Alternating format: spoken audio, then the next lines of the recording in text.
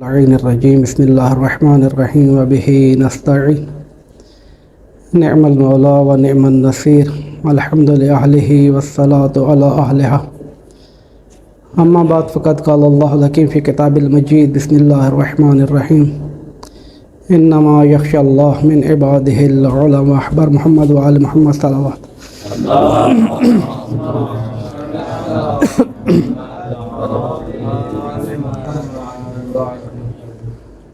بغیر کسی مقدمے اور تمہید کے میں اس کو شروع کروں گا، چونکہ وقت بہت تاخیر ہو گیا ہے اور آپ لوگ بھی سارے دن دیروں کی خدمت میں مصروف تھے، تھک گئے ہوں گے۔ اربعین کے دن ہے اور قبلہ صاحب کے حوالے سے آپ لوگ مستحضر ہیں۔ میں بہت زیادہ بھی مزاحم نہیں ہوں گا، لیکن کچھ معروضات پیش کرنی ہیں کہ جن کی طرف توجہ ہونا ہماری ضروری ہے۔ قبلہ صاحب کے حوالے سے کچھ مقدماتی گفتگو کے جو ہر جگہ پر آپ لوگوں نے سنی بھی ہے اور سنتے بھی رہتے ہیں، پڑھی بھی ہے، جانتے بھی ہیں۔ سرسری سی عرض کرنی ہے کہ قبلہ صاحب کی زندگی کو اگر ہم تقسیم کریں، کیونکہ یہ مجلس ترحیم ہے اور شخصیت ایسی بھاری بھرکم ہے کہ اگر میں یہ کہوں کہ بر صغیر کے اندر اس جیسی دوسری شخصیت نہیں ہے تو شاید مبالغہ نہ ہو، لیکن یہ تو 100% ہے کہ اس جیسی اگر شخصیت ہیں تو بہت ہی کم ہے، کم نظیر اور بے نظیر۔ ان کی میں بتاؤں گا کہ بر صغیر کے اندر 5000 سے زیادہ علماء ہمارے پاس گزرے ہیں۔ ایسا نہیں کہ ہمارے پاس علماء نہیں گزرے ہیں، 5000 سے زیادہ علماء گزرے ہیں، 40,000 سے زیادہ ہمارے پاس مصنفین کی یعنی ان کی تالیفات ہیں، ایسا نہیں ہے۔ لیکن جن صفات اور خصوصیات کے مالک قبلہ آیت اللہ العظمہ آغا شیخ محمد سید نجفی المعروف بڈھکو صاحب جن صفات کے مالک وہ تھے، ایسی صفات کے حامل شخصیات بہت کم ہیں ہمارے پاس، بہت کم۔ اس میں نہ کوئی محبت کا جذبہ ہے کہ محبت میں ایسا اظہار کر رہے ہیں، نہ کوئی غلو ہے کہ جو بعض بار کہا جاتا ہے کہ غلو بہت کرتے ہیں، ان کی محبت کے چلنے والے غلو ملو نہیں ہیں۔ حقیقت پر مبنی کچھ معروضات پیش کرنی ہے۔ قبلہ صاحب کی زندگی کا پہلا مرحلہ جو ہے وہ میں تقسیم کر رہے ہیں، زندگی کو تقسیم کریں تو 51 سال کی زندگی تقسیم ہوتی ہے۔ پہلے مرحلے میں فقط 22 سال کی، پہلی زندگی 22 سال کی ہے۔ 22 سال کی وہ زندگی ہے کہ جو حضرت نے پاکستان میں گزاری ہے، اور بچپنے کے بعد 6 سال کے بعد مدرسے کے اندر گئے ہیں، تعلیمات حاصل کی ہیں، اسکول کے اندر گئے ہیں۔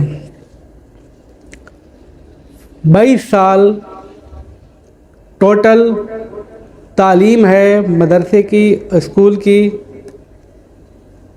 اور اپنے اساتذہ کے پاس 22 سال کی عمر تک 14 سال کی تعلیم ہے، باقی تو بچپنا ہے۔ اس 14 سالہ تعلیمی عرصے کے اندر آغا صاحب نے مقدمات، رسائل، مقاصد کفایہ پاکستان میں ہی تمام کی ہیں۔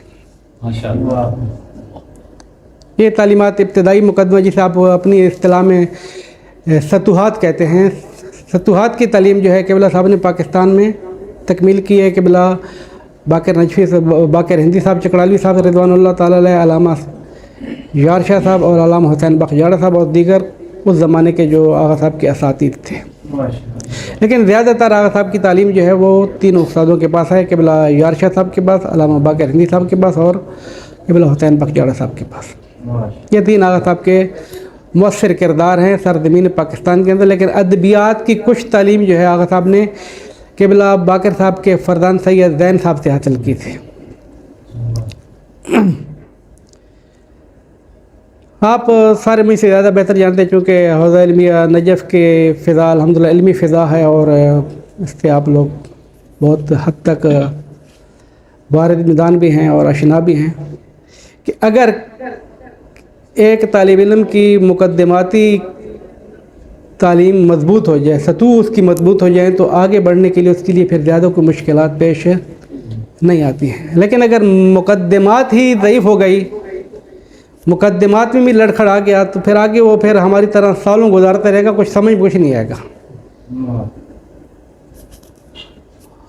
मुकद्दमात की मजबूतियत की इंतहा ये है कि क़िबला साहब के असातीद का जुमला ये है कि हम क़िबला यार शाह साहब का जुमला ये है कि मोहम्मद हुसैन को पढ़ाने के लिए मुझे 3-3 घंटे मुताला करना पड़ता है। उसकी वजह क्या है? दीगर भी तो तालिब इल्म हैं, नहीं, मोहम्मद हुसैन फ़कत पढ़ता नहीं है, वो उस्तादों को उलझा के रखता है। सवाल के ऊपर सवाल, सवाल के ऊपर सवाल, इश्काल के ऊपर इश्काल आ रहा है, तो उसके लिए असातीद मजबूर होते हैं कि ज़्यादा से ज़्यादा मुताला करें।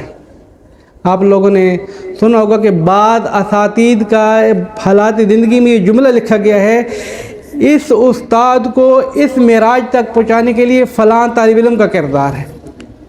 तो उस्ताद को मेराज पर तालिब इल्म कैसे पहुँचाता है? उस्ताद को मेराज पर तालिब इल्म इसी तरीके से पहुँचाता है कि उस्ताद अगर मेरी तरह टाइम पास करने वाला कोई आ जाए कि भाई चलो पढ़ाना है ना, क्लास ही तो पढ़ानी है, क्या करना है, उनको क्या पता है क्या, और आगे से शागिर्द ऐसा हो कि जो एक कदम भी आगे न बढ़ने दे, फिर उस्ताद मजबूर होता है कि कुछ शुरुआत का मुताला करे, कुछ किताब का मुताला करे, अतराफ़ का मुताला करे, कुछ शुबहात को हल करे। वरना तो आगा साहब के जो असातीद हैं वो असातीद भी हैं, तो मैं ये तो जुमला नहीं कहूँगा, ये तो गुस्ताखी हो जाएगी कि वो शागिर्द भी हैं। उन्होंने सही मानों में क़िबला यार शाह साहब जैसी शख्सियत अगर उठती है आगा साहब के इस्तिकबाल के लिए, आगा साहब कहते हैं आगा हम हमारे उस्ताद बैठे क्या कर रहे हैं, क्यों शर्मिंदा करें, तो आगा यार शाह साहब ये जुमला कहते हुए नज़र आते हैं कि मोहम्मद हुसैन मैं तेरी खातिर नहीं उठ रहा हूँ, तेरा इल्म मुझे उठने के ऊपर मजबूर कर रहा है। उस्ताद है, कदर इल्म जानता है। तो पहले 22 साल क़िबला अल्लामा शेख मोहम्मद हुसैन नजफ़ी रिज़वानुल्लाह ताला अलैह के जो ज़िंदगी है वो पाकिस्तान के अंदर, और इस पर मैं ज़्यादा रुकना भी नहीं चाहता हूँ क्योंकि आप लोग सारे जानते हैं कि ये पाकिस्तान की ज़िंदगी वो दरसी की ज़िंदगी और फ़क्र और गुरबत तो है ही है, उसके वाक़यात फ़िलहाल मैं पेश नहीं करने हैं। 1932 में आगा की विलादत है और 1954 में आगा साहब नजफ़ के लिए रवाना हो जाते हैं। 32 से 54 तक 22 साल बनते हैं। 54 में यहाँ पर आते हैं और यहाँ पर 60 में वापस चले जाते हैं। यानी यहाँ पर हैं दूसरा मरला ज़िंदगी का हौज़ इल्मिया नजफ़, जिसके अंदर 6 साल है। पहला मरला ज़िंदगी का पाकिस्तान की तालीम की, जिसकी ज़िंदगी 22 साल है। यानी टोटल ज़िंदगी आगा साहब की उम्र 22 साल है, लेकिन तालीमात 14 साल है। दूसरा ज़िंदगी का मरला है नजफ़ का कि जिसकी जो मरला है 6 साल का। इस मरले में आगा साहब ने क्या किया है, बहुत मुख्तसर इस मरले से भी मैं गुजरना चाहता हूँ। इस मरले के अंदर क़िबला साहब ने मुजद्दिदन तकरारन ख़ुसूसी उस्तादों के पास, अमूमी क्लासों में नहीं, ख़ुसूसी उस्तादों के पास रसाइल मकासिब किफ़ायत दोबारा पढ़ी और दर्स खारिज में भी शिरकत की। क़िबला सैयद अतुल्लाह आगा जवाद तबरेज़ी रिज़वानुल्लाह ताला अलैह के जो आगा साहब के उस्ताद थे, आगा साहब ने यहाँ पर जिन उस्तादों से इल्म हासिल किया सारे आप लोग जानते हैं। अतुल्लाह आगा सैयद मोहसिन अल हकीम तबतबई रिज़वानुल्लाह ताला अलैह, अतुल्लाह आगा सैयद महमूद शहरुद्दी रिज़वानुल्लाह ताला अलैह, अतुल्लाह आगा बाक़िर नंजानी रिज़वानुल्लाह ताला अलैह, अतुल्लाह सैयद जवाद तबरेज़ी रिज़वानुल्लाह ताला अलैह। ये सारे बुज़ुर्गान वो थे कि जो फ़कत आगा के उस्ताद भी नहीं थे बल्कि मुरब्बी थे, और फ़कत मुरब्बी भी नहीं थे कि जिस तरीके मैंने कुम्मी भी एक अर्ज़ किया था कि 1960 में तालीम हासिल करके आगा साहब वापस गए हैं और 48 साल के बाद कुम में आगा साहब का इंटरव्यू होता है। 48 साल के बाद, यानी हौज़ इल्मियत की तालीम के बाद 2008 में, 60 में वापस गए हैं, 2008 में हौज़ इल्मिया कुम में जब ईरान की वहदत के फ़लसफ़े की दावत पे तशरीफ़ लाए थे तो वहाँ पर सुखरानी भी थी, तकरीर भी थी। तो हौज़ इल्मिया कुम के मुजल्ला हौज़ ने इंटरव्यू लिया था, जो बकौल हौज़े वालों का कि तारीख़ हौज़वी के अंदर जो हम इंटरव्यू ले रहे हैं सबसे मुफस्सल तरीन और पेचीदा तरीन इंटरव्यू हमने शेख मोहम्मद हुसैन नजफ़ी का लिया है 4 घंटे का इंटरव्यू है और 60 सफ़े पे छपा है। मुख्तलिफ़ किस्म के सवालात हैं। उनमें एक सवाल था जिसके अंदर हम खुद उसके आईनी शहद बैठे थे, हम उसके सवालों के अंदर, यानी आप अंदाज़ा लगाएं कि हमारे भी उस्ताद होते हैं, हम भी किसी के पास पढ़े हैं, लेकिन क्लास पढ़ने के बाद जब बहुत ज़्यादा होता है तो वो किताब पढ़ने के बाद फिर शायद हम अपने उस्तादों को भूल जाते हैं कि किससे क्या पढ़ा था, भूल जाते हैं। लेकिन इनसे पूछें कि इनकी उस्ताद की कदर। शेख मोहम्मद हुसैन नजफ़ी रिज़वानुल्लाह ताला अलैह अल-मरूब ढक्कू साहब 48 साल के बाद हौज़े इल्मिया कुम को इंटरव्यू जब दे रहे तो एक सवाल किया जाता है कि आपके असातिज़ में से सबसे मुहिम उस्ताद जिसने आपके ऊपर असरअंदाज किया हो या जिससे आप मुतासिर हो वो कौन है। 48 साल के बाद जब सवाल होता है तो आगा साहब अब उस्तादों को एक दूसरे के ऊपर तरजीह देनी है कि ये उस्ताद अच्छा है, वो उस्ताद अच्छा नहीं है, तो आगा साहब के वहीं पर आंसू टपक पड़े। कहा मुझसे ये सवाल नहीं करे, मैं उस्तादों को एक दूसरे के ऊपर तरजीह नहीं दे सकता हूँ, मेरे उस्ताद नहीं थे, वो मेरे मुरब्बी थे।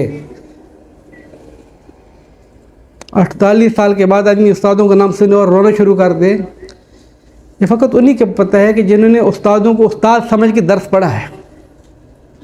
यानी रोए आगा साहब, बाकायदा रोए, यानी ऐसे नहीं कि रोने की शक्ल आदमी की बन जाती है, यानी आंसू टपक पड़ेगा। उसने कहा मुझसे ये सवाल ना कर, मैं नहीं बर्दाश्त कर सकते, मेरी ताकत नहीं कि मैं कहूँ कि मेरा फलां साहब मुझसे ज़्यादा।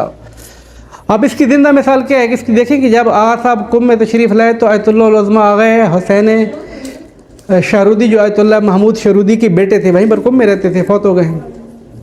तो आगा साहब ने एक जुमला कहा कि मुझे अपने उस्ताद दादों से मुलाकात ज़रूर करनी है। तो इनमें से इस वक्त कौन कौन है यहाँ पर? हमने बताया कि आगा शाहरुदी के फरदांद इधर हैं। उन्होंने कहा कि मैं आगा ज़्यादा से मुलाकात करे बगैर नहीं जा सकता हूँ।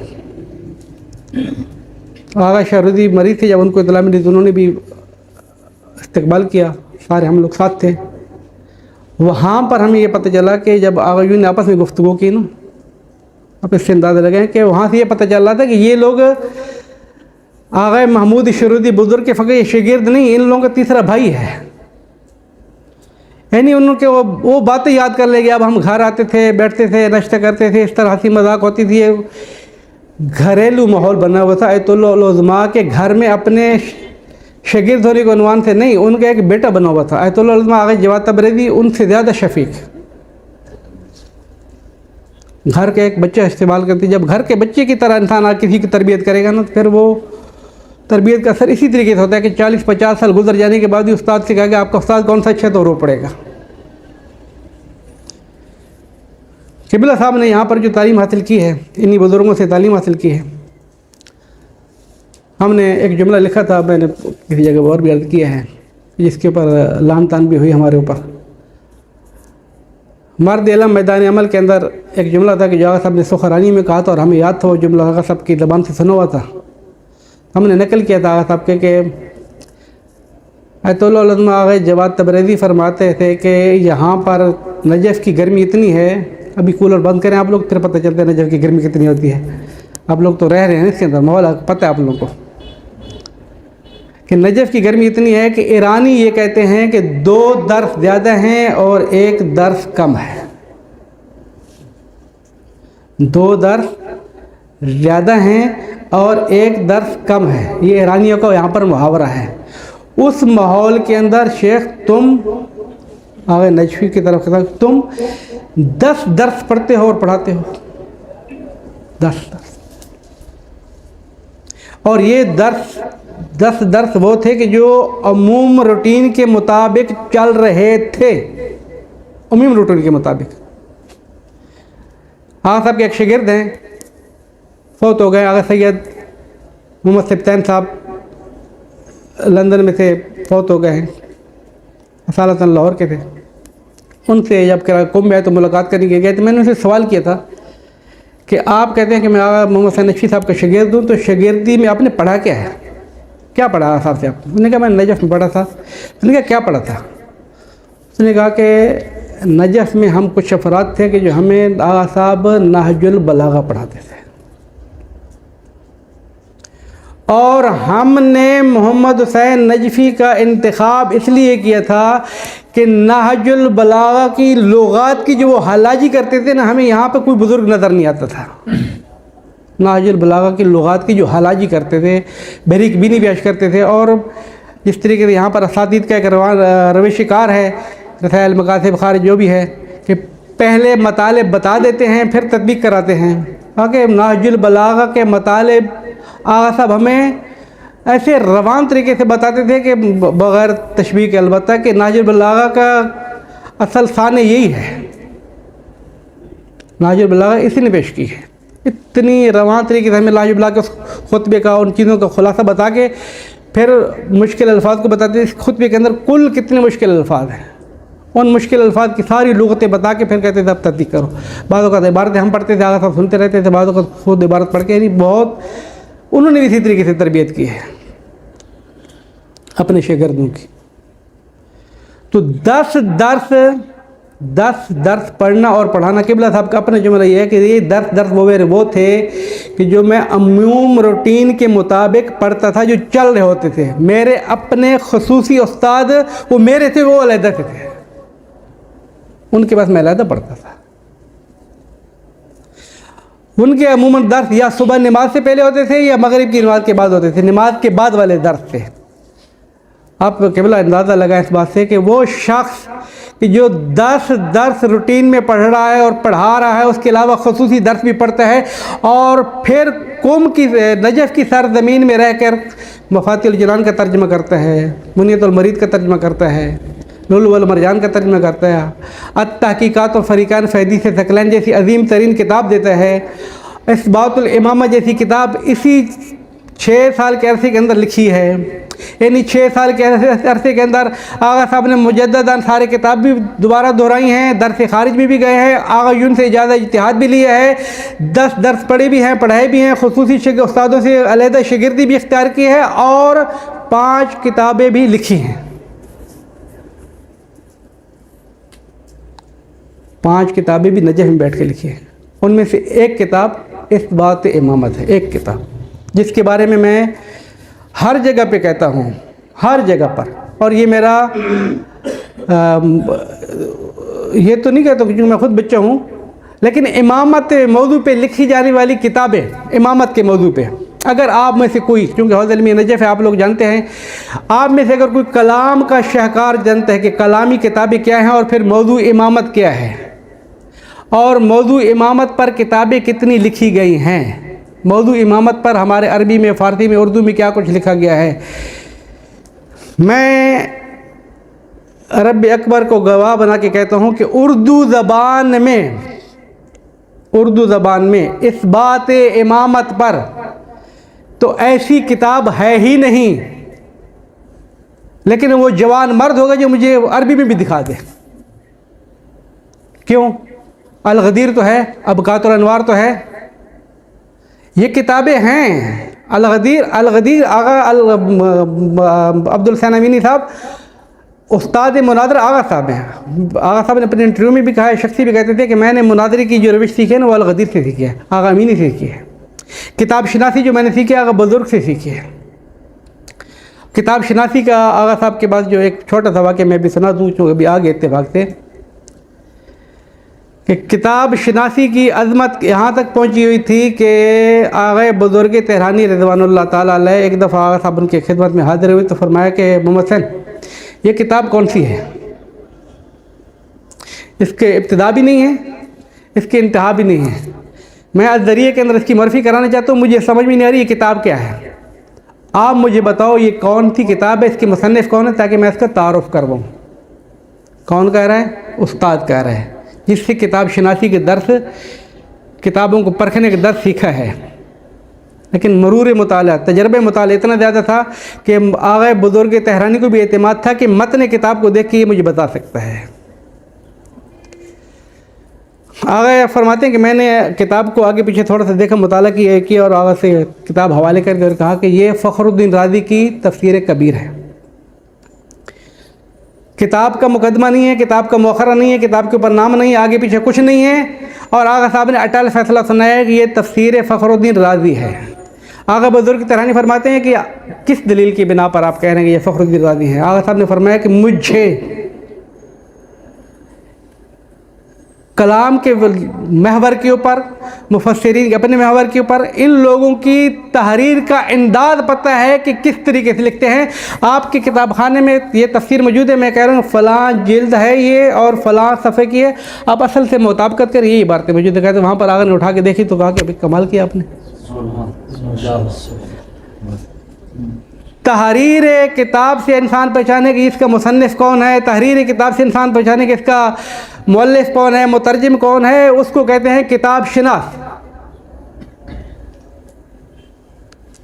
شیخ محمد حسین نجفی رضوان اللہ تعالیٰ علیہ کہ جو ایک بزرگ نے بہت اچھی تعویل کی ہے، تشریح کی ہے کہ آغا صاحب کے بعد لقب آپ لوگ دے رہے ہیں آیت اللہ العظماء فلاں فلاں محدث، وقت ایک واقعی جو انہوں نے تعبیر پیش کی ہے کہ بر صغیر کے شیخ الطیفہ ہیں۔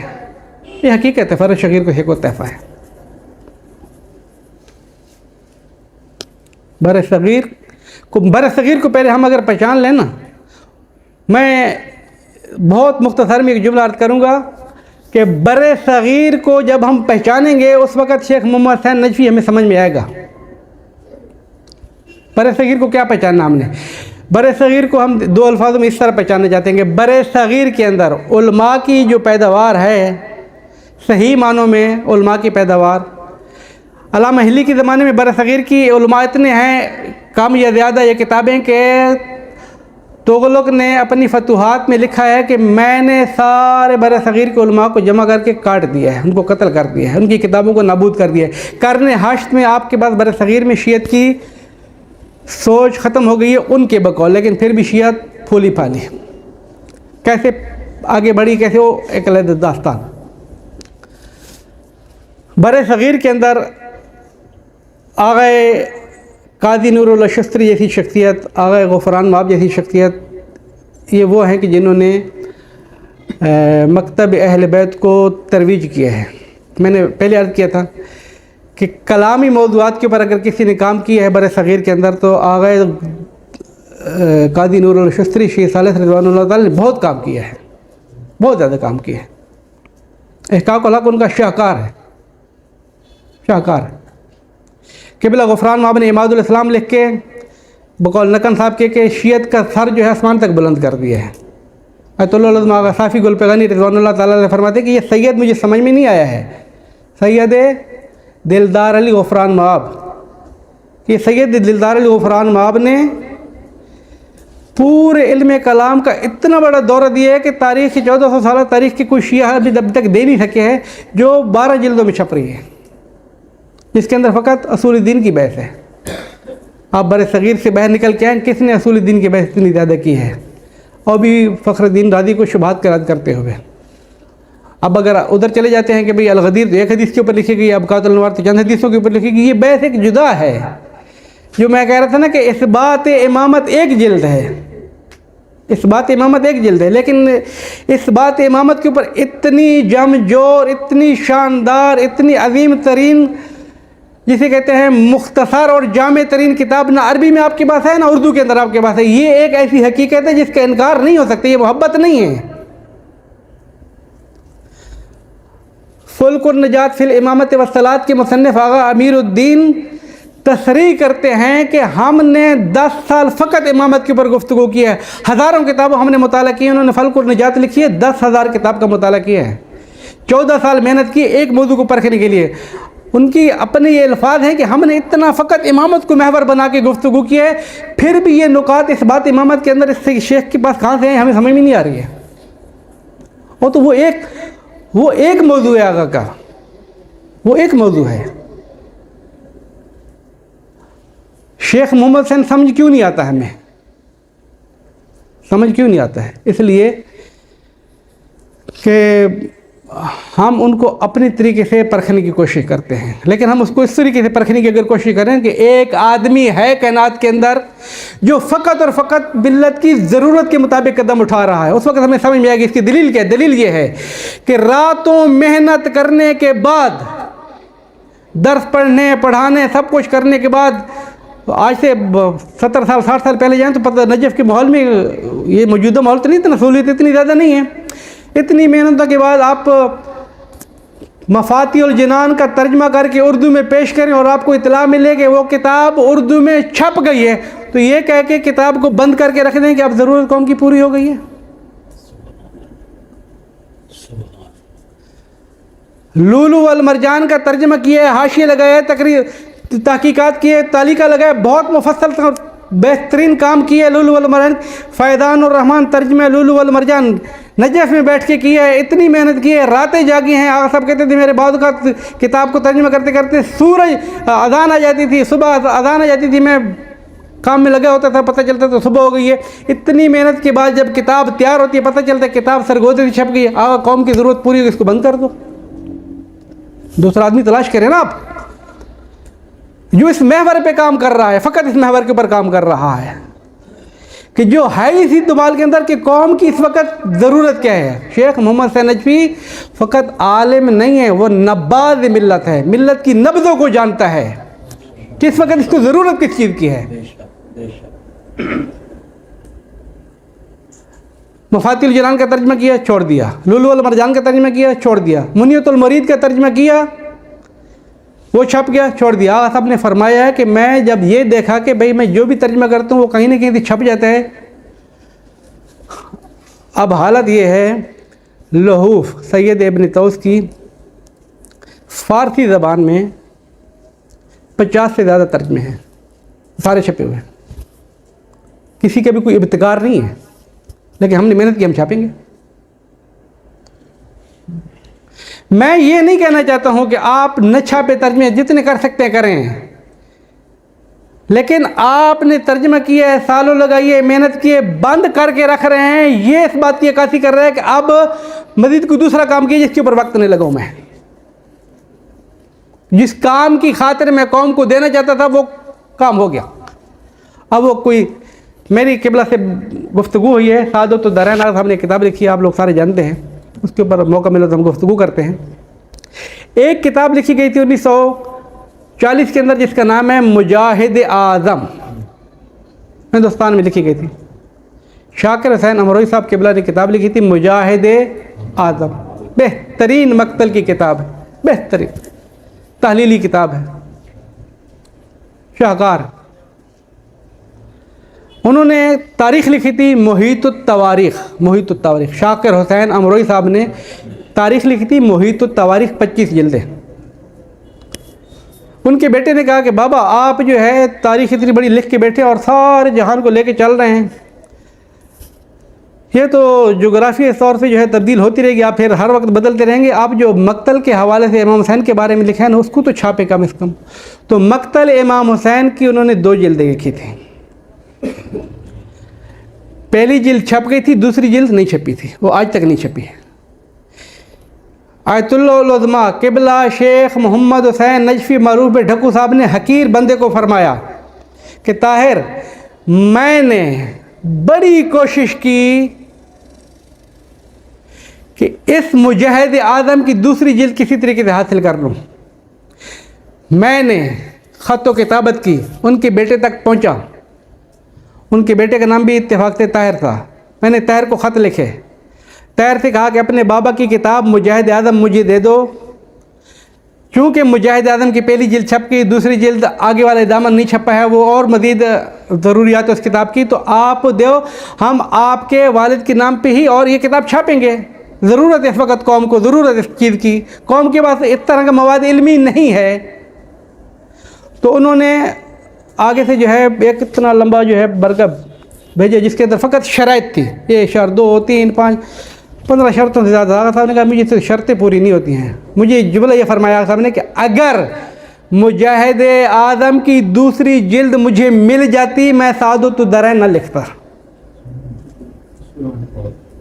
ایک آدمی اتنا علمی شاہکار پیش کر سکتا ہے قوم کو، اس کے پاس کلام قدرت بھی ہے اور گھبرا بھی نہیں رہا ہے، قوم سے الجھ بھی چکا ہے، قوم اس سے الجھ چکی ہے، اس کے باوجود بھی دیکھ رہا ہے کہ وہ چونکہ روش کار آغا شاکر حسین امروئی وہی ہے کہ جو میں پیش کرنا چاہتا ہوں، وہ اگر دوسری جلد مل جائے گی تو میں پھر سعادت الدارین کو میں نہیں چھاپوں گا، میں ضرورت پوری ہو جائے گی، لیکن نہیں چھاپی۔ تو فرمایا کہ جب اس نے نہیں دیے تو پھر میں نے سعادت الدارین کو لکھا ہے۔ اگر وہ آتی تو میں نہیں لکھتا. میں عرض یہ کرنا چاہتا تھا کہ آغا شیخ سید جواد حسین رضوان اللہ تعالیٰ علیہ نے آغا ڈھکو صاحب سے یہ کہا کہ محمد حسین یہاں پر 2 درس زیادہ ہیں اور 1 درس کم ہے. اس ماحول میں آپ 10 پڑھتے ہو اور 10 درس پڑھتے ہو اور پڑھاتے ہو, اس کے علاوہ خصوصی علیحدہ درس ہے. جو جملہ کہا تھا نا آغا صاحب نے تقریر میں نقل کیا تھا, ہم نے کتاب میں نقل کر لیا تھا, پھر اس کے اوپر لعن طعن ہوئی کہ شما اگر دعوی نبوت بکنی من اولی کا حسن کے ایمان میں آ رہا. شوخی کی, مذاق کیا, لیکن اس کا مطلب کیا تھا؟ مطلب یہ تھا کہ واقعی آغا نبوت کا دعویٰ کریں گے, آغا مومن بن جائیں گے. کہنے کا مقصد یہ تھا کہ جو افراد کائنات کے اندر جھوٹے نبوت کے دعوے دار ہیں, کچھ خصوصیات کے حامل ہوتے ہیں کہ وہ تھوڑے سے قوم سے منفرد ہوتے ہیں, کچھ نہ کچھ منفرد ہوتے ہیں, اور نابغیت کے اعتبار سے آپ کے اندر وہ صلاحیت ہے کہ آپ جو کچھ بھی دعویٰ کر جاؤ گے کچھ نہ کچھ منوا لوگے. نابغہ ہیں شیخ محمد حسین نجفی, نابغہ ہیں. محبت کے دا نابغہ نہیں ہے, نابغہ بالمعنی واقعی ہے.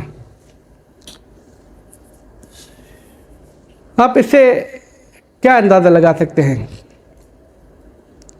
کہ حافظے کا عالم یہ ہے, عربی, فارسی, اردو اشعار, ہمارے وہ افراد بھی نسیم اور کیا نام ہے مرثی وغیرہ جو ہیں, انیس وغیرہ کے رٹے لگاتے ہیں باقاعدہ رٹے. قبلہ صاحب کا جملہ یہ ہے کہ میں نے آج تک آپ ان کی کتابیں پڑھیں, تجلیات ہے, اثبات ہے, ساری کتابوں کے اشعار تو ماشاءاللہ بولتے ہیں, بہت لکھتے ہیں. میں نے آج تک جتنے دیوانوں کا مطالعہ کیا ہے, جتنے اشعار پڑھے ہیں, زندگی میں ایک ہی دفعہ شعر پڑھا ہے. وہ ایسا نہیں کہ رٹے لگا رہے ہیں, تکرار کر رہے ہیں, پڑھ رہے ہیں, نہیں. آغا صاحب کہتے ہیں کہ جب مجھے کوئی شعر پسند آ جاتا تھا اس کے اوپر میں رکتا تھا, رکنے کے بعد پھر آگے چلا جاتا. وہ رکنے کا مقصد یہ ہے کہ اس کی کاپی آ جائے, بس ختم, والسلام. ایسا دوسرا آدمی پیدا کر کے دیکھیں کہ جو شعر کو ایک دفعہ پڑھے پھر رٹا نہ لگے اور پھر آخری عمر تک اس کو دہراتا بھی رہے. عربی کی شعر بھی پڑھ رہے ہیں, فارسی کی بھی پڑھ رہے ہیں, اردو کی بھی پڑھ رہے ہیں. جب قبلہ صاحب قوم میں آئے تھے تو بزرگوں سے ملاقات ہوئی, تو ان میں بزرگوں میں سے ایک حضرت ایت اللہ علیہ آغا نوری حمدانی حفظہ اللہ ابھی تک زندہ ہیں. ملاقات کے اندر ہم ساتھ ساتھ ہر جگہ جہاں پر ہی گئے تھے. تو آغا صاحب نے پاکستان کے حالات اور فلاں کے لیے جو ہے وہ عربی کے اندر گفتگو کی. نجف کو چھوڑے ہوئے 48 سال ہو گئے ہیں. عربی کے اندر گفتگو کی تو آغا نے نوری حمدانی صاحب نے فرمایا کہ میں نے یہ بھی فارسی کی جملہ ہے, من بے فارسی پاسخ امیدہ, میں تو فارسی میں بولوں گا, عربی کیوں؟ ان کا علم کم نہیں ہو گیا ہے, ایسے نہیں کہ ان کو عربی نہیں آتی ہے, تمرین نہیں ہے. آپ لوگ, ہم آپ لوگوں کے بچے ہیں, آپ لوگ ماشاء اللہ حوض میں نجف میں ہیں, ہم آپ لوگوں کے سنان سے بچے ہیں کہ ہمیں 1 منٹ بھی عربی وہ نہیں بول سکتے, لیکن آپ ہمارے مقابلے میں فارسی بول کے دکھائیں, نہیں بول پائیں گے آپ لوگ, کیونکہ آپ لوگ ایسے آپ کتابیں فارسی کی پڑھیں تو آپ کو بہت پڑھنا آ جائیں گی, کیونکہ آپ لوگوں کی فارسی بولنے کی تمرین نہیں ہے, ہماری عربی بولنے کی تمرین نہیں ہے. کتابیں پہ حد تک سارے آتے ہیں, لیکن 48 سال کے بعد بھی آدمی مرجے کے سامنے عربی بول رہا ہے. وہ اس ملکے کے تحت ہے کہ جو سارا کا سارا نابغیت کے عنوان سے چل رہا ہے. خلاصہ کلام یہ ہے کہ میں آغا صاحب کی یہاں کی جو زندگی تھی 6 سال بھرپور جد و جہد علمی کے بعد آغا صاحب واپس گئے ہیں. بزرگوں نے اجازہ اجتہاد دیا ہے. اجازہ اجتہاد آپ لوگوں کو پتہ ہے نا, پہلی دفعہ آغا صاحب نے اجازہ اجتہاد نہیں چھاپے تھے. جب آغا صاحب نے ایک مسئلے کا فتویٰ دیا تھا کسی جگہ پہ, تو لوگوں نے شور مچانا شروع کیا دوسری پارٹی نے کہ بھئی یہ تو 6 سال پڑھ کے آئے, اس کے بعد تو نہ کوئی اجازہ ہے, نہ کوئی مجتہد ہے, نہ کوئی خام کیا فتوے دے رہے بھئی. شور مچنا شروع ہوگا. تو اس وقت پہلی مرتبہ اس بات امامت کے اندر آغا صاحب نے اپنے اجازے مجبوراً چھاپے تھے, مجبوراً, کہ ہم فتویٰ جو ہے بلا علم نہیں دے رہے ہیں, ہاں علم دے رہے ہیں اور اپنے آپ کو صاحب فتویٰ سمجھ کے دے رہے ہیں. پھر انہوں نے فتویٰ دیا, اجازہ اجتہاد دکھائے. موضوع میرا یہ نہیں ہے. موضوع میں آ رہا ہوں واپس جب آغا صاحب کے زندگی کا تیسرا مرحلہ آتا ہے. پہلا مرحلہ 22 سال کا ہے, دوسرا مرحلہ 6 سال کا ہے. 22 سال کا مرحلہ اور 6 سال کا مسئلہ یہ تحصیل علم کا ہے. اس 28 سال تک آغا صاحب نے علم لیا ہے, کتابیں لکھی ہے وہ بھی دی ہے, ادھر پڑھایا ہے وہ علیحدہ چیز. جب واپس گئے 1960 میں, یہ تیسرا مرحلہ ہے. اس مرحلے کے اندر کیا کیا ہے؟ اس مرحلے کے اندر آغا صاحب نے 2 کام کیے. اس مرحلے کے اندر آغا صاحب کے 2 کام ہیں. سب سے مہم ترین کام دارالعلوم محمدیہ مدرسے کی پرنسپلی اور تدریس, پھر تبلیغ بھی چل رہی ہے, تدریس بھی چل رہی ہے. قلم تو ہاتھ سے چھوٹا نہیں ہے. قبلہ صاحب نے ایک جملہ نقل کیا تھا, کراچی میں تھے رمضان کے اندر درس دینے کے لیے, پورا رمضان وہاں پر تھے. ایک جملہ کہا تھا کہ ایک زمانہ تھا کہ سوال تھا اصل میں کہ پاکستان کے اندر اتنی جہالت کیوں ہے. بہت معذرت کے ساتھ میں آگا کا سوال کا جواب نکل گیا, میرے اوپر کب لوگ حملہ نہیں کر دینا. آغا صاحب سے سوال کیے, چونکہ آغا صاحب کی خصوصی تھی بقول آیت اللہ علماء مرشی کے, کہ بعض علماء کی خصوصیت یہ ہوتی ہے کہ وہ جس چیز کو حق سمجھتے ہیں نا, حق سمجھنے کے بعد لا یعرفون الخوف, پھر ان کو خوف کا پتہ نہیں ہوتا. خوف کیا؟ حق بیان کرنا ہے کسی بھی حالت میں, لا یعرفون الخوف, خوف نہیں جانتے ہیں. آغا صاحب سے ممبر پہ سوال ہو رہا ہے کہ پاکستان کے اندر اتنی جہالت, اتنی مصیبت ساری کچھ ہے کیوں؟ آغا صاحب نے ڈنکے کی چوٹ پہ کثرت مجالس کی وجہ سے. جواب کیا تھا؟ جہالت کیوں ہے؟ کثرت مجالس کی وجہ سے. بدعملی کیوں ہے؟ کثرت مجالس کی وجہ سے. تہمت تو لگنی ہے نا, دشمن آزاد آ رہے ہیں. کثرت مجالس کی وجہ سے سارا کیوں؟ بدعملی, بد اعتقادی, جہالت کیوں ہے؟ اس لیے کہ آغا صاحب نے جملہ کہا کہ ایک زمانہ تھا کہ میں مدرسہ دارالعلوم محمدیہ کا پرنسپل تھا. فقط پرنسپل نہیں تھا, میں ساری کتابیں پڑھاتا تھا. 5 سے 7 درس پڑھاتا تھا, مطالعہ علیحدہ, تالیفات علیحدہ. فقط جمعرات اور جمعے کو میں چھٹی کرتا تھا. جمعرات اور جمعے کو چھٹی کرتا تھا, فقط 2 دن.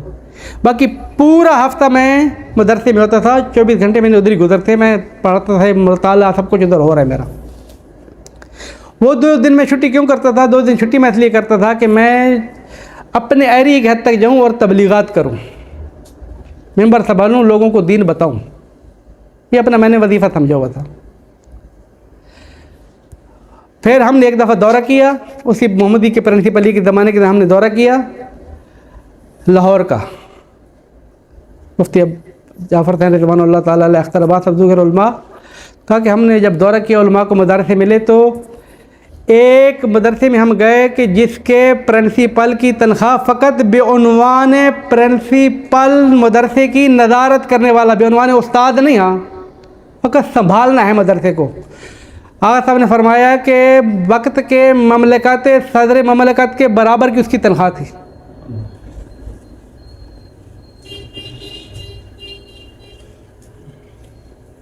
کب کے واقعات ہیں؟ 65 کے.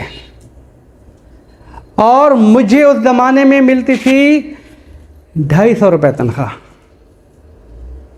250 روپے تنخواہ, کہ وہ طالب علموں کو وہ اپنے استادیت کو دیتے تھے 5000 روپے تنخواہ.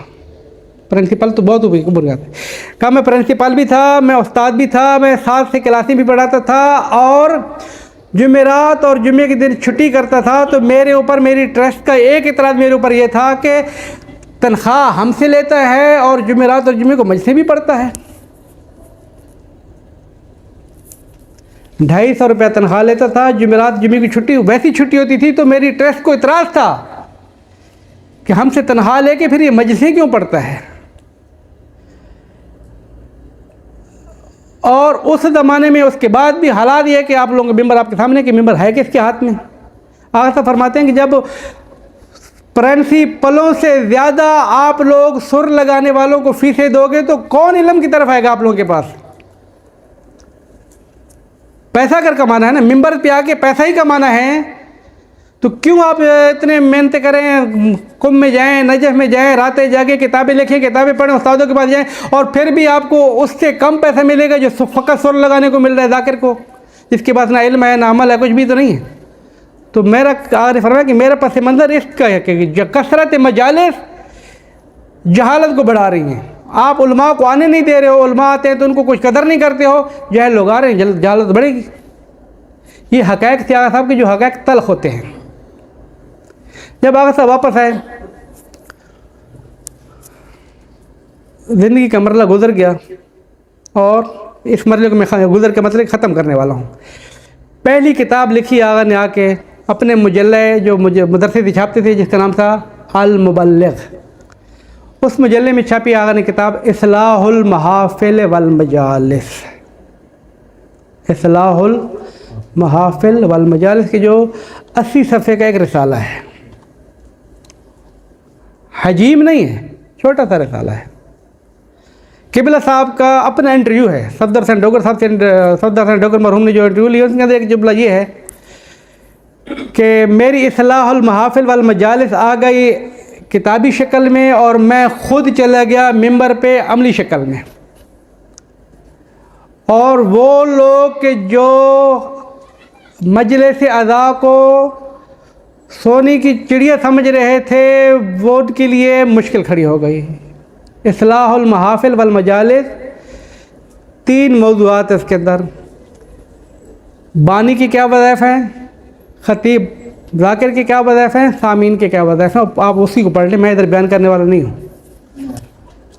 تینوں کے وظائف بتائے اور تینوں کو آگ لگ گئی، سیدھی سی بات ہے۔ نہ سامع کے کچھ پلے چھوڑا، نہ بانیوں کے پلے کچھ چھوڑا، ذاکروں کو تو ویسے ہی انہوں نے ٹارگٹ بنایا تھا۔ میں اس لیے کھل کے کہہ رہا ہوں کہ کیونکہ ریکارڈ ہو رہا ہے، میں کچھ بتانا چاہتا ہوں کہ آغا صاحب کی جو مخالفت کی وجہ ہے نا، وہ اچانک بھی نہیں ہے، اس کے پس منظر میں بھی کچھ ہے، لیکن ہے کیا چیز؟ بےعنوان مثال، خطیب سے کہا کہ ذاکر ہیں آپ لوگ غنا کی طرز پہ اگر پڑھو گے تو غنا کی طرز پہ پڑھنا آغا صاحب کا فتویٰ ہے اپنے بےعنوان فقی، غنا کی طرز پہ قصیدہ پڑھنا حرام ہے، ایسی مجلس سننا حرام ہے، ایسے ذاکر کو بلانا بھی حرام ہے۔ تو کس کا بچہ، کس کا؟ نہ وہ سننے والا سن سکتا ہے، نہ بلانے والا بلا سکتا ہے، نہ وہ پڑھ سکتا ہے، تو اس مقصد میں اس کے علاوہ کچھ ہے ہی نہیں۔ نہ آپ نوحے پڑھ سکتے ہیں، نہ آپ قصیدے پڑھ سکتے ہیں، نہ آپ طرزیں پڑھ سکتے ہیں، آپ کے اوپر فتویٰ آ گیا ہے اور خود ممبر پہ بھی آ رہا ہے۔ ایسے ذاکروں کو سننا حرام ہو گیا ہے، ایسے ذاکروں کو بلانا حرام ہو گیا ہے، ایسے ذاکروں کو فیسیں دینا حرام ہو گیا، تو اب تو کچھ پلے پڑے نہیں ان کے۔ آپ غلو نہیں کر سکتے ہیں، غلو کریں گے حدود بشریت سے، حدود سے امامت اور نبوت سے ہٹا کے خدا کی حدود تک پہنچائیں گے اہل بیت کو، تو یہ غلو ہو جائے گا۔ آپ غلو کی فہرست میں چلے جائیں گے، غلو کیا فلاں فلاں فلاں، یہ لوگ اسٹیجوں کے اوپر غلو پھیلا رہے ہیں۔ کون؟ نام لیجیے۔ جو اپنی تحریر کے مطابق اس بات کا اقرار کر رہے ہیں کہ ہم 1985 کے اندر، 1945 سے ممبر سے اور درس سے شیخیت کی کتابوں کو ترویج کر رہے ہیں، جو اپنے خطوط کے طور پر اقرار کر رہے ہیں شیخیت کی کتابیں، تو غلو سارا ہے ہی تو شیخیت۔ لکھ رہے ہیں کہ ہم احقاق الحق کو پیش کر رہے ہیں، احقاق الحق کے کویتی والے کے، ہم لکھ رہے ہیں کہ ہم جو ہے شرح زیارت جامع شیخ احمد صحیح کو پیش کر رہے ہیں، اپنے خطوط میں اقرار کر رہے ہیں۔ جب شرح زیارت جامع کو آپ ممبر پہ پیش کریں گے، آغا صاحب نے ان کو خط لکھا تھا، مفتی صاحب، آغا صاحب سارے جو ایک گروہ بن گیا تھا، میں اس کے اوپر آنے والا ہوں۔ خط کے اندر کہا تھا تم لوگ جھوٹ بولو، تم لوگ مرضی ہے فضائل جس طرح الٹے پلٹے کرنے بولو، ہم اس سے کوئی فرق نہیں ہے، خبردار چلے تھا آغا صاحب کا، خبردار کہ کبھی بھی مکتب اہل بیت میں ممبر کو ذریعہ بنا کے شیعت کو شیخیت میں تبدیل کرنے کی کوشش نہیں کرنا، ورنہ ہم آپ لوگوں کے رکاوٹ ہیں۔ یہ لوگ ان کے جھوٹ بولنے کو رکاوٹ نہیں تھے، الٹی ملٹی باتیں کرنے کے لیے پیسے کی جتنے کمانے کماؤ، آپ لوگ جانے، آپ کا کام جانے، شیعت کو شیخیت میں بدلنے کی کوشش کرو کہ ہم رکاوٹ ہیں۔ اللہ نہیں کہا ہم رکاوٹ ہیں، ہم نہیں بدلنے دیں گے آپ لوگوں کو، اور پھر ہم ممبر پہ بھی آئیں گے، اس کی سزا ہمیں کیا ملے گی ہمیں پتہ ہے۔ اور یہ اصلاح الرسوم تو بعد کی کتاب ہے، اصلاح الرسوم کا تو جملہ آغا صاحب کا کہ میں جب یہ کتاب لکھ رہا ہوں تو مجھے بعض افراد کہتے ہیں یا کہیں گے کہ آغا آپ کو پتہ نہیں کہ اس کے بعد کیا نتیجہ ہونے والا ہے. کہا کہ لکھا ہے تحریر کے اندر کہ میں یقین میں نہیں حق الیقین کی منزل پہ پہنچا ہوا ہوں. حق الیقین کی منزل پہ پہنچا ہوں. کیا میں حق الیقین کی منزل پہ پہنچا ہوا ہوں کہ اس کے بعد میرے ساتھ کیا ہونے والا ہے, لیکن میرا ایک کانوں پہ بوجھ ہے جو مجھے اتارنا ہے, ذمہ داری اتارنی ہے. خلاصہ آغا صاحب آ گئے میدان کے اندر, کتابیں لکھی.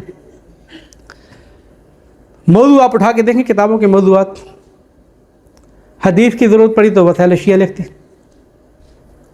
کلام کی ضرورت پڑی تو احسن الفوائد لکھ دی. میں پھر وہی بات کروں گا, یہ غلو نہیں ہے, یہ غلو نہیں ہے, واللہ بے خدا غلو نہیں ہے. آپ شرح شیخ صدوق, اعتقادی شیخ صدوق کی عربی میں بھی شروعات ہیں, فارسی میں بھی شروعات ہیں, اردو میں بھی شروعات ہیں.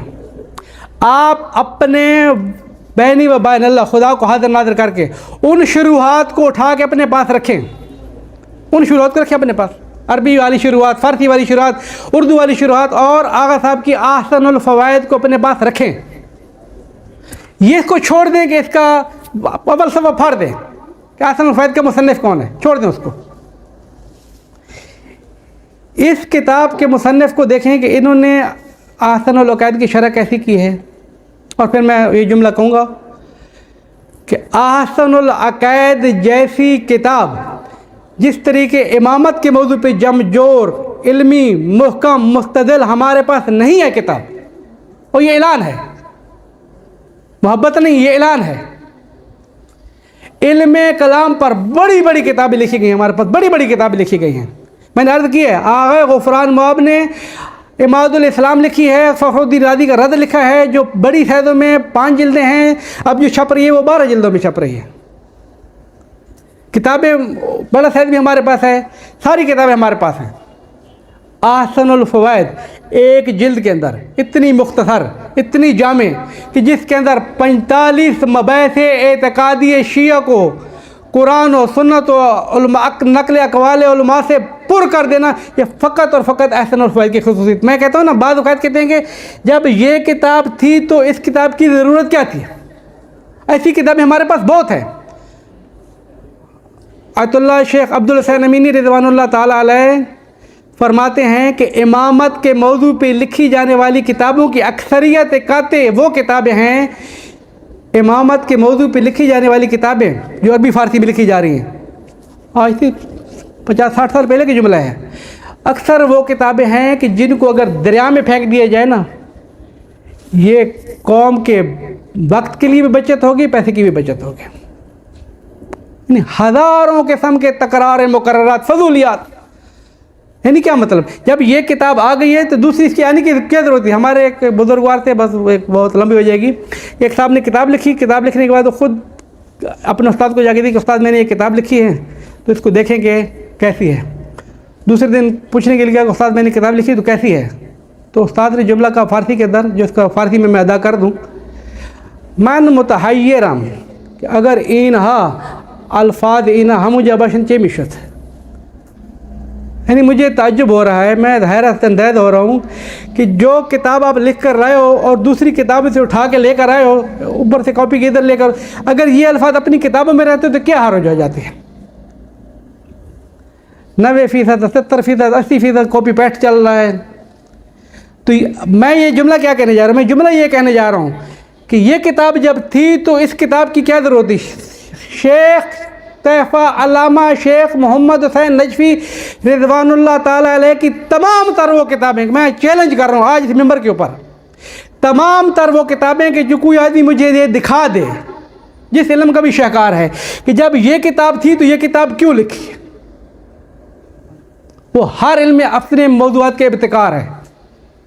احسن الفوائد جیسی کلام کی کتاب آپ دکھائیں, کوئی علماء کو بتائیں, قوم کو بتائیں, جو مخالفین ہیں وہ بتائیں قوم کو. کہ میں پھر وہی بات آ جائے گی کہ اب ایک تہمت کیا ہے صاحب کے اوپر, اس نے کتابیں چوری کی ہیں, چوری کر کے دوسروں کا مال اپنے پاس اپنے نام سے چھاپ کیا ہے. آج کا موضوع میرا بھی اس کے برعکس ہے. آج کا موضوع تھوڑا سا میں جانے والا ہوں, موضوع برعکس ہے کہ کتابیں خود لکھتے دوسروں کے نام پہ چھاپتا ہے. میں اس موضوع پہ آ رہا ہوں. لیکن دوسروں کا مخالفین کا کیا اعتراض ہے کہ کتابیں دوسروں کے یہ اپنے نام پہ چھاپتا ہے. اے عقل کے اندھو, اگر آپ اس بات کو قبول کرتے ہو کہ مطالب دوسروں کے اپنے نام سے چھاپے ہیں تو اس کا مطلب پھر تو اس کے افکار ہے نہیں, پھر تو دوسرے بزرگوں کے افکار ہیں یہ. پھر نہیں کیوں مخالفت کرتے ہو؟ انہی کی مخالفت کرو جن کے بارے میں کہتے ہو کہ ان کی کتابیں نقل کی ہیں. لیکن یہ تہمت ہے, یہ جال ہے, یہ جھوٹ ہے. اس کی دلیل میں یہی کہہ رہا ہوں کہ اگر کسی کے پاس یہ شوشے چھوڑ رہے کہ بھئی دوسروں کی کتابیں اپنے نام سے چھاپ کرتا ہے تو مجھے بتائے تجلیات صداقت جو بر صغیر فقط مناظرے کا میدان ہے, دوسرے موضوعات لیکن فقط مناظرے کا میدان ہے. تجلیات صداقت جیسی مناظرے میں کتاب کہ جو ایک ہی کتاب کے اندر عقائد بھی ہوں, فقہ بھی ہوں, اخلاق بھی ہو, تاریخ بھی ہو, لان تان بھی ہو, متائن بھی ہوں, دفاع تشیع بھی ہو, ہر چیز ہو, ایک ہی کتاب کے اندر سارے شبہات و قرآن و حدیث سے جواب دی ہو. تجلیات صداقت کے علاوہ کوئی بھی دوسری مناظرے کی کتاب مجھے دکھائیں آپ لوگ, کوئی بھی دوسری کتاب. مناظرے کی کتابیں کام نہیں ہیں ہمارے پاس, بہت اچھی اچھی کتابیں ہیں. تشہید المتائن 16 جلدیں ہیں لیکن موضوع متائن ہیں. ابقات الانوار 30 جلدیں ہیں لیکن موضوع امامت ہے. ان سے بڑی بڑی کتابیں موجود ہیں لیکن ایک ہی کتاب کے ایسے تو حق نواز جنگ بھی پاگل نہیں ہو گیا تھا کہ سرگودا کے اندر ایک تقریر کر رہا ہے کہ جو کتاب اس شہر میں لکھی گئی ہے وہ کتاب خانہ بھی محفوظ ہے, اس کا مصنف بھی محفوظ ہے.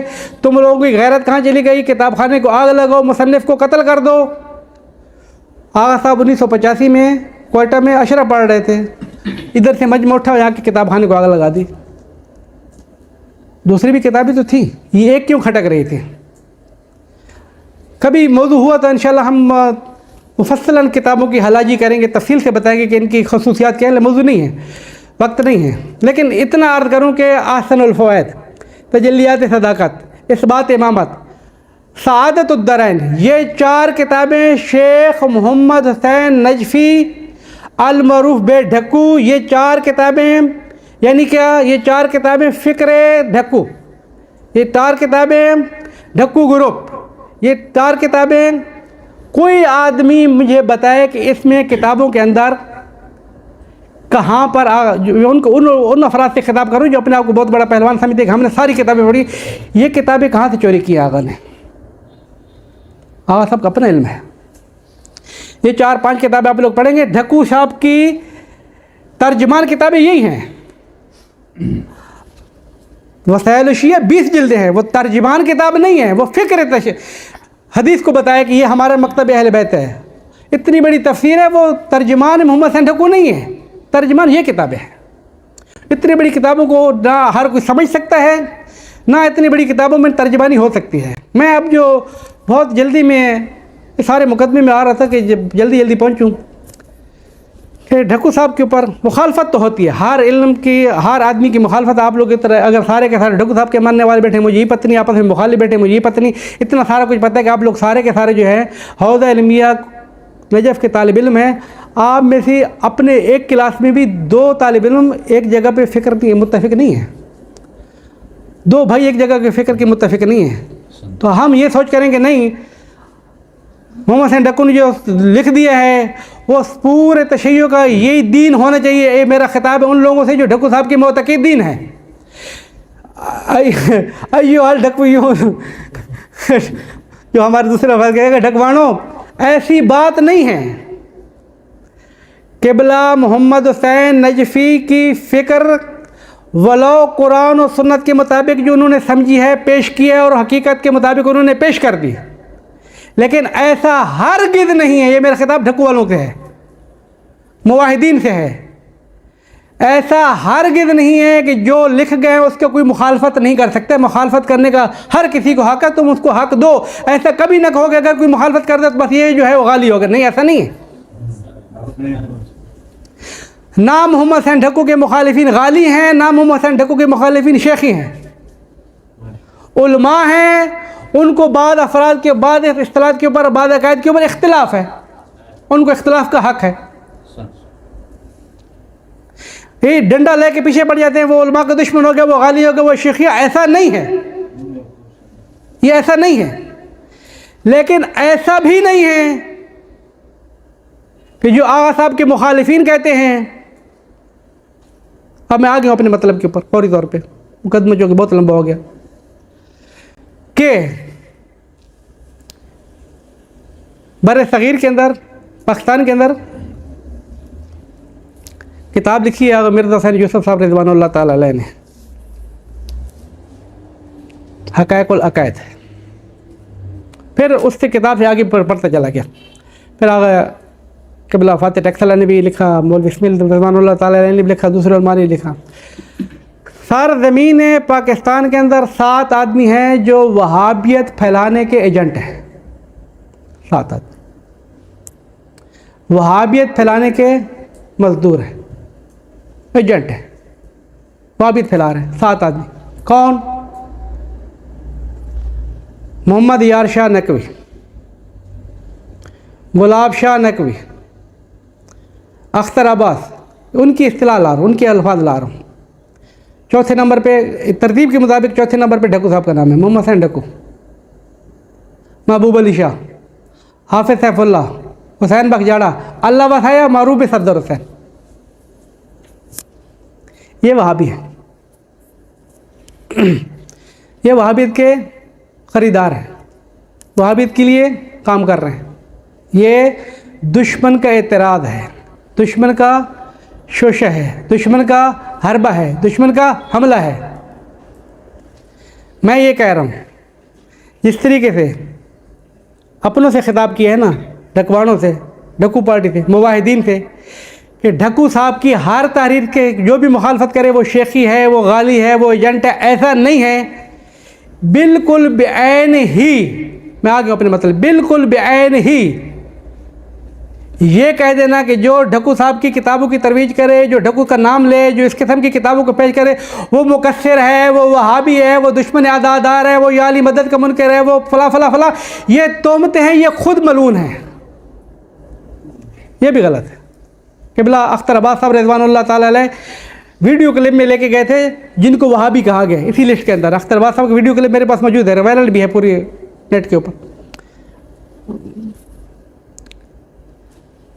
پوچھتے ہیں کہ یا علی مدد کہنا کیسا ہے؟ میں کہتا ہوں یا علی مدد خدا سمجھ کے نہ کہو، نبی سمجھ کے نہ کہو، امام سمجھ کے کہو. صفدر قبلہ اختر عباس صاحب فرماتے ہیں کہ جو یا علی مدد کا منکر ہے، امام سمجھنے کے بعد بھی وہ حرام زادہ ہے. تہمت کہ ان لوگوں کے اوپر کہ یا علی مدد کے منکر ہیں. آغا صاحب نے کہا نہیں رکو رکو رکو، نعرے نہیں لگاؤ، بات اس جگہ پر رکنے والی نہیں ہے، بات آگے بڑھ رہی ہے.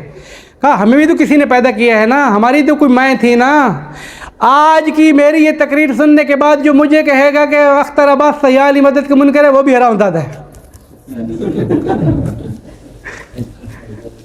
یہ جملہ کیوں کہا؟ میں کہتا ہوں ٹھیک کہا. جملہ کیوں کہا؟ جملہ اس لیے کہا حق بات سمجھنے کے بعد حق کے سامنے ڈٹوانا ملعون ہے. آپ لوگ نماز میں پڑھتے ہیں، پورے مسلمان پڑھتے ہیں، اہدنا الصراط المستقیم صراط الذین انعمت علیہم غیر المغضوب علیہم ولا الضالین. مغضوبین کے راستے پہ ہمیں نہیں چلنا ہے، ضالین کے راستے پہ نہیں چلنا ہے. ضالین اور مغضوبین کے فرشتے تو بڑے کون ہیں؟ کذاب ضالین ہیں، مغضوبین ہیں، کذاب، آثم، منافق، فلاں فلاں فلاں تعبیرات ہیں ساری کے ساری. ان میں سے ایک ہے کہ جو حق بات سمجھ میں آئے اس کے بعد بھی حق کے مقابلے میں ڈٹ جاتے ہیں، وہ ملعون ہے.